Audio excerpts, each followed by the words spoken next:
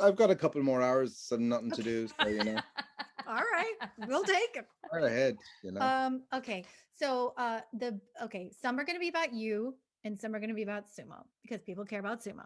Okay. Let's give the people what they want. Okay, I can see there's going to be a lot of like fast forwarding through this episode of people like, you're gonna have to like timestamp the sumo parts, They're like, people are not tuning in. People are not tuning in to hear about goths in the 80s. I can guarantee you our that. listeners will. Like there No, are many no. passionate sumo No, people They're out there like, that are oh, football, sports, no way.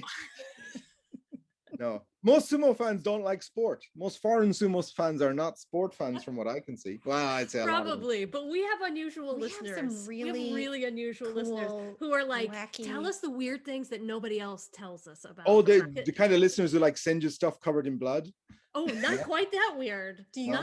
you get those people? 'Cause No, We but haven't gotten those yet. I've had stalkers. I have a stalker still, so Okay, first question is, what's the weirdest fan thing that's ever happened to you?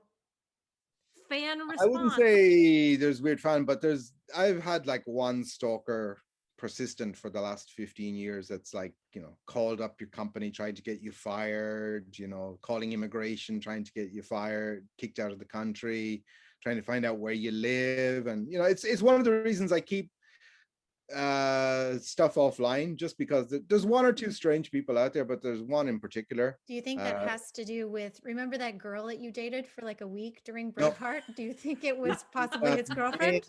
This is a male guy. A male guy is a male guy.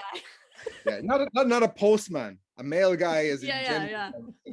I thought stalkers liked you, not that stalkers tried to get you fired. Stalkers come in all shapes and Yeah, sizes. yeah, you get all types now. But this stalker is no longer in Japan, so like now they're just limited to like pot shots on the internet and can be blocked. So it's fine.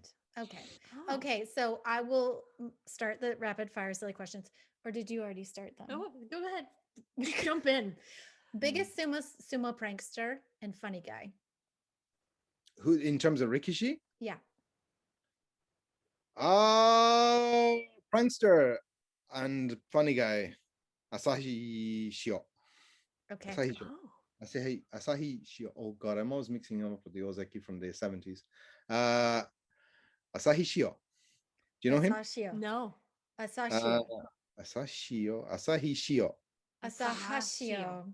Oh my God. Well, No. clearly we have no idea. Well, I have a mental thing. So there was a Asahi Shio. Oh no. So there are two rikishi, right? One was an Ozeki in the 1970s. One the guy was a Juryo, maybe a little bit Makuchi, retired. He's in Oshima Bay, then Tomozu Bay. One is Asahi Shio. And see, there's two of them. The good thing is neither of them are still active, because in my brain, their two names are conflated and I can never separate them. And then I start thinking about it. And then I can't remember either of them now. Like, so there's two guys, but there's one guy. There's a picture of him probably on Inside Sport Japan. He's wearing one of the Tachi t-shirts. Yeah. Education is important, but sumo is importanter. Yes, I love that one. So he was very funny. Konishiki obviously is, hilarious. But I mean, yeah, there's a lot of guys. In terms of pranksters, the most famous one probably now would be Abby, right? Yeah. Tying people up and Yes. I am excited about him coming back. Oh, me too. I'm very excited. Okay, my turn. your turn. I get excited. I know. We often hear about how much sumo hurts, about how hard it is to train for, all that kind of stuff. But what feels good about it? You were a sumo wrestler. surviving it. Is that the only thing that feels good? So, surviving? Every single time when I was active, when I went to training, I had this like fear in the pit of my stomach. So it was just like, you can't eat before training, not only because it will come up immediately, but just because you have this knot in your stomach when you're going to do real sumo training in Japan with like ex-pros or current pros. And my heart enlarged from sumo training just to pump enough blood. So I had an enlarged heart when I was doing sumo, just because the stress of training is so intense. And there was so many times when I was doing sumo that, like, you can't just get this red mist and you can't see anything, and you think your heart is going to explode in your chest and you think you're going to die.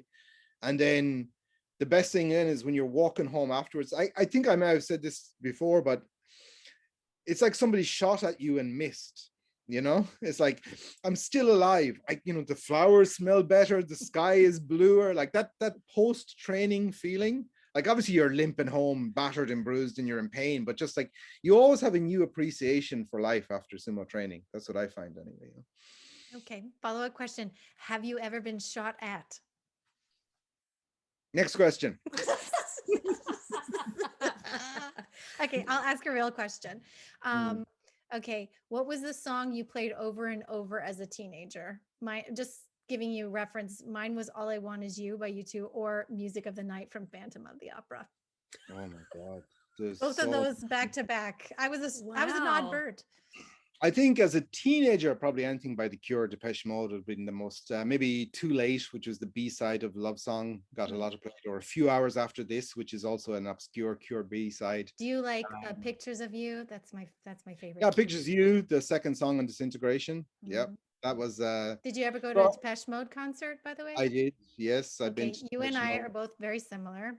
Sorry, I snuck in an extra That's one in there okay. because I needed to talk about Depeche Mode. Yeah, so probably Depeche Mode, maybe. Yeah, anything off Violator, really. But I also, some of the later stuff was some of the albums that came out. What was the one with the green flower cover? Oh, I don't know. All I know is like that Personal Jesus album. I know that one. Yeah, I know that's that. I Violator. used Personal. So actually, the Jesus. photographer, the guy who made the videos, the what's that song, that really famous one where they flash at the beginning? All I ever wanted. all I ever needed is needed here, is here. but we can't sing it because of like we But don't he have can't. rights. Yeah, I know. Yeah. So the guy who did all their imagery, all their photography and the cinematography for their videos, he is the photographer that kind of most influenced me when I was younger. And God, what the hell was his name? Anton something, Dutch photographer. Wow. That is really, somebody Google it there. Okay. He also did a lot of U2 stuff as well. He's a really famous rock photographer. Anton Corbijn, Dutch photographer. So his style really made me like really get into photography. So Depeche Mode's image from the 1980s and the way that they presented themselves, that was what like sparked my real love for photography. So. Okay, speaking of photography, Nikon or Canon? Nikon, not Nikon. Not Nikon. We're Texans, y'all. I had no We idea say it was Nikon. Well, I know that Nikon. Nikon in America uses Nikon. Like Yeah. they've given up. They're like nobody in America can pronounce our company name right, so we're just going to say it the wrong way as well. But it's Nikon.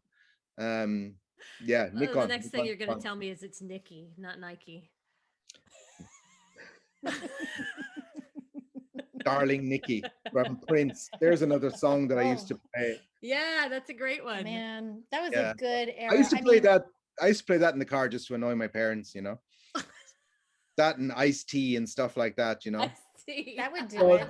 Ice-T's song 6 on, oh God, album titles are killing me now. So it's a I think it was song 6. It's abbreviations. I'm not going to say the name of the song because it's but I remember once I put that on, they were playing country and west. So in Ireland, my parents' generation loved country and western music. So it's a huge thing. So I remember I replaced, because there was a whole urban cowboy. There was the fascination. We experienced it here. It's awesome.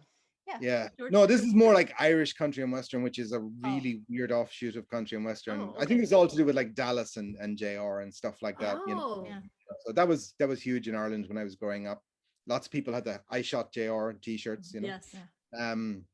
But I replaced one of their country and western music with an Ice-T album, and I remember there was silence for like 3 seconds, and then I was given the choice of either throwing the tape out the window of the car or walking home, So I apologize to Ice-T, but I was too far from home, I bought it afterwards again on CD, so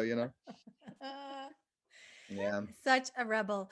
A question I've always wanted to know the answer to. Can a sumo wrestler start at one stable, quit and go to another one? Or do they have to stick with the same one and they either stay there or quit? So you can't change stables voluntarily, but if your stable closes, or merges, you can be moved, but you can't. No, once you're in a stable, you cannot move to another stable as a rikishi. Sumo elders, Oyakata can do that. Like if they're not the leading Oyakata in a stable, they can leave. But the rikishi, no. Okay. And believe me, if that was possible, there would be a lot of rikishi doing that for sure. Because you get guys who go into stables and then they really want to be somewhere else, but they can't. Mm. Okay. Takami Sakari. Mm. What's he like? Like, is he Exactly the like same. You would he's imagine. Yes. yes. Yes. Yes. So I love his energy, and I think everybody loves his energy. And Yeah, I yeah. just wonder, as a sideline judge, is it the same? Well, Hmm. I think most people that watch sumo and have never ever been to Japan fall in love with just about everybody they see on the screen. Yeah. Yeah. Honestly. Okay. How do you relax? Relax. Yeah. You know that I'm thing. always relaxed. I'm like, being on the edge of the waves, surfing, like the insanity wherever, like, you're spinning plates while you're on a roller coaster. That's relaxing for me. The idea of going to a tropical island and lying on a beach stresses me out. So I'm happiest and I'm relaxed when I'm completely overwhelmed with stuff and I have more projects than I can possibly deal with. I just love that. I love, like, that's probably why I love Tokyo. It's probably why I like living in the biggest city in the world, doing 7 different full-time jobs essentially. So this is me. I mean, I don't need, like, I don't separate work and life, if you know what I mean. Like, I know people talk about work-life balance and stuff like that, but I do what I love. So my work is, what I like doing. So I don't need to create hobbies and stuff like that. Like, usually my hobbies are all what I'm doing for work anyway. So, I mean, it's not like I work in sports. So, I mean, like, the way I say, like, as a photographer, I'm on the, I'm right on the field beside the athlete. Sometimes, like, athletes crashing into you, getting paid to do that. Whereas if I wasn't in that position, I'd be paying my own money to be like 100 yards further back, right? So I'll never get past the thrill of, like, I love sport and I love, like, people are actually paying me money to give my opinion about sumo on TV. Come on, man. Like, this is definitely some matrixy kind of fantasy. I realize that it's not real, but I don't care. I'm just, I'm surfing it, loving the ride. So, yeah, I don't need to relax. Why do you think I need to relax? Almost like a perfect out. Do you have any questions? I could have Yes. like a million more questions. Go But on, fire ahead. I got time. okay.